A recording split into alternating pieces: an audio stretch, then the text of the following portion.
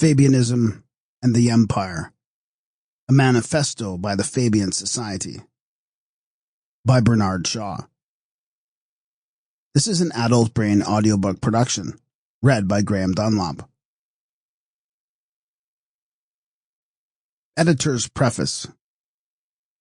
As the word editor is not a term of precision, it is necessary to explain that it means, in this instance, only the draftsman employed by the 800 members of the Fabian Society to produce their election manifesto. The Society is alive to the importance of making its utterances readable, and this can only be done by leaving the manner of their expression to a literary expert and confining its dictation to the matter to be expressed. Further, it will be understood that the greatest common measure of the opinions of 800 persons is not the same as the opinion of every individual member, and that on certain points a wholly dissentient minority has been small enough to submit to being voted down. For example, some members regard the South African expedition as a foreseen and deliberate act on the part of the government, and of these some consider it a political crime, and others a justifiable stroke of imperial statesmanship.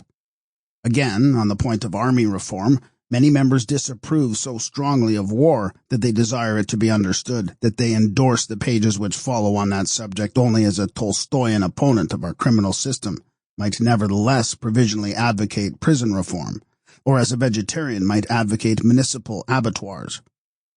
There are Fabian teetotalers, too, who refuse to say anything more for the municipal public house than to admit, doubtfully and reluctantly, that it is a more controllable evil than a brewer's tied house, and will not go even so far as that without an explicit affirmation that a more excellent way is not to have drink shops of any sort. All reservations made, however, it may be taken that what is said in this manifesto is what the great majority of the members of the Fabian Society desire to have said at the present moment. It must not be inferred from the restriction of the manifesto to the general lines of the reforms advocated that these have been but superficially considered.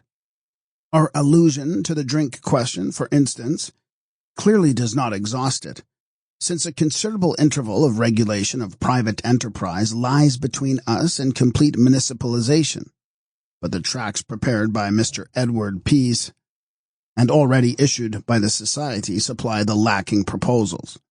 Again, the inevitableness of the minimum wage, which is no mere theoretic remedy, but the irresistible conclusion from a century of labor organization, has come out in the course of a unique investigation, the most elaborate and severe yet undertaken by individual Fabians, by Mr. and Mrs. Sidney Webb. Sample complete. Ready to continue?